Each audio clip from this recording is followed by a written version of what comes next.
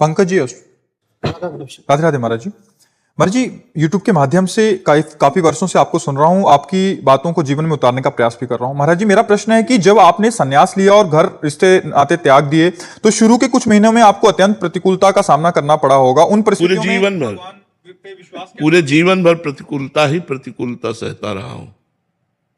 आज क्या आप हमें अनुकूल समझ रहे हैं? दोनों किडनी खराब है, कोई अंग ऐसा नहीं जो हमारा दर्द न कर रहा हो। तो बचपन से लेकर अभी तक प्रतिकूलता ही प्रतिकूलता, तो प्रतिकूलता मेरी अनुकूलता बन गई है। समझ रहे हो ना?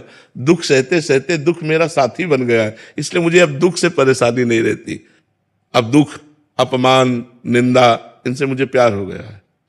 पूरे जीवन भर चलते चलते मुझे इनसे प्यार है। अब और कष्ट बढ़ता है तो मुझे और सुख मिलता है। जाना है, शरीर को छूटना है। मैं शरीर नहीं हूं, ये नाशवान है। मैं भगवान का दास हूं।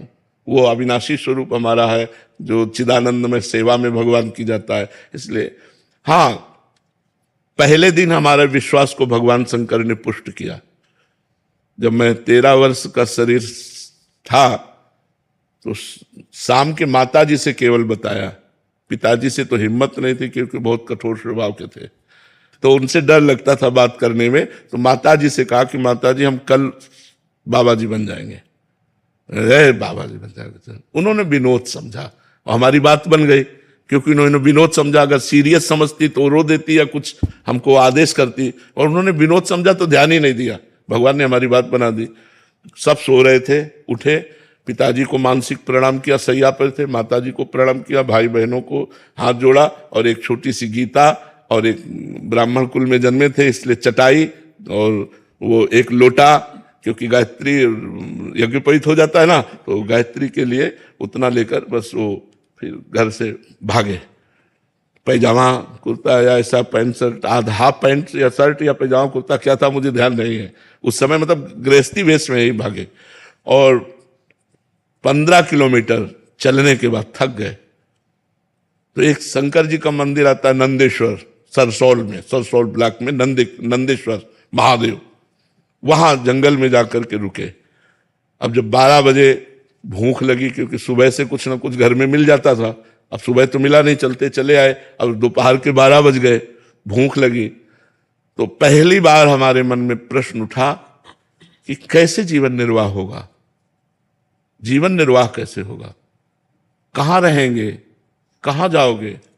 तुरंत हम कहा ये तो हमको परास्त कर देगा प्रश्न।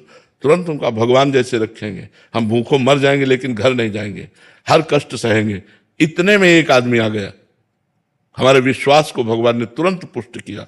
एक आदमी आ गया, उसने कहा बच्चा यहाँ एक सूर स्वामी रहते थे, जानते हो क्या? तो हम कहा हम यहाँ नए आए, हम जानते किसी को नहीं।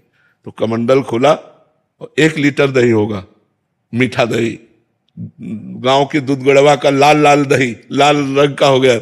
उनका तुम पी लो, अब हम वापस नहीं ले जाएंगे, उनके लिए लाए थे, वो है नहीं तो आप पी लो, वो संत कहीं चले गए होंगे। तो हमें सब कुछ लगे, हम कहा हम क्यों पी ले? बोले नहीं पी लो, महादेव जी की ऐसी इच्छा है।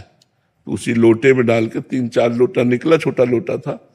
और जब वो गए तो 1 लीटर दही में खूब छक गए ना, बस जो ही गए सो शंकर जी के ऐसे पिंडी को पकड़ के खूब रोए कि हमें विश्वास हो गया कि हमारे जीवन का आप पार करेंगे, आप स्वीकार करेंगे। बस वो दिन क्या दिन, कभी घर नहीं याद आया, कभी घर नहीं गए, कभी परिवार से एक रोटी नहीं खाई आज तक, अपने जन्मभूमि की एक रोटी आज तक नहीं खाई जब से घर से निकले, भगवान की कृपा से। तो बहुत बड़ी जीवन यात्रा कट गई। अब मतलब हम किसी आश्रम या ऐसा हमारा उद्देश्य नहीं रहा, इसलिए हम कहीं रुकते नहीं थे।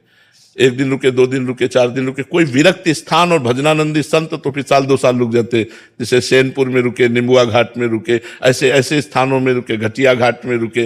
नहीं तो ऋषिकेश से लेकर बनारस तक यही हमारा रोड था, बस यही घूमना गंगा के किनारे, और जो प्रारब्ध वशात मिल जाए वही खा लेना, किसी से कुछ कहना नहीं, मांगना नहीं, कभी स्वेटर नहीं पहना, कभी शाल नहीं ओढ़ा, कभी कंबल नहीं ओढ़ा, इतने दिनों में।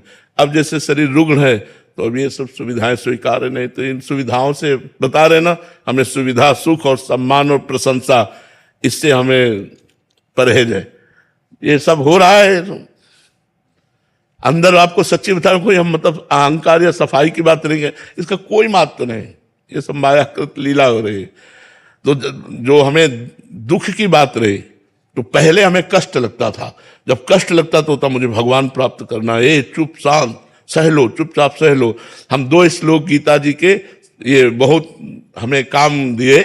पहला, मात्रा स्पर्शास्तु कौन्तेय शीतोष्ण सुख दुखदा आगमा पाइनो अनित्यास्तास्ति तिक्षस्व भारत। और दूसरा, यम ही न व्यथ्यन्ते ते पुरुषम पुरुषर सब सम दुखा सुखा धीरम स्वमृतत्वाय कल्पते। जहां हमारा मन हमको विचित करता, सो इन श्लोक को इनका अर्थ विचार करने लगते। भगवान ने कहा, ए चुप शांत सह सह सह सहते सहते सहते सहते भगवान ने श्री धाम वृंदावन का वास देकर अब यहाँ पूर्णता कर दी। अब हमें कुछ नहीं चाहिए। अब हमारे अंदर की कोई सांसारिक मांग नहीं रह गई कि अब हमको ये सुख सुविधा मिले या कुछ। बस एक ही बात रह गई कि मैं प्रभु को कहीं भूल न जाऊं। एक डर बना रहता है, मैं कहीं इस बाजार में अपने प्रभु को न भूल जाऊं। इसलिए उनसे यही प्रार्थना करते रहते हैं कि पूरे जीवन आपके चरणों में गया, अब कहीं आखिरी में लाके ऐसी खंदक में मत डाल देना कि आपको भूल जाए। यश कीर्ति प्रशंसा सब वैभव, कहीं ऐसा न हो नाथ आपको भूल जाए, क्योंकि हमारा लक्ष्य ये नहीं है। हमारा लक्ष्य आप है, आपको कभी भूलूं नहीं। तो दुख तो हमारे जीवन का मित्र रहा है, और वही मित्र हमको भगवान से जोड़ दिया। तो ये जीवन कथा है हमारी, पीछे से लेकर के अभी तक। महाराज जी, हम पर भी दया कीजिए कि हम भी भजन न छूटे हमारा। हाँ, यही सबसे बड़ी बात है, भजन न छूटे, यही सार बात है। सार बात यही कि महाराज जी, संसारिक जीव जो हम जैसे हैं, उनको तो एकांत काटने को दौड़ता है महाराज जी। हमें समाज काटने को दौड़ता है। मैं आपको हमारा मन जो है वो सही पूछो तो आज हमारा मन उस बात को लेकर के ललचाता है जिस बात को भगवान ने हमें पहले दिया था।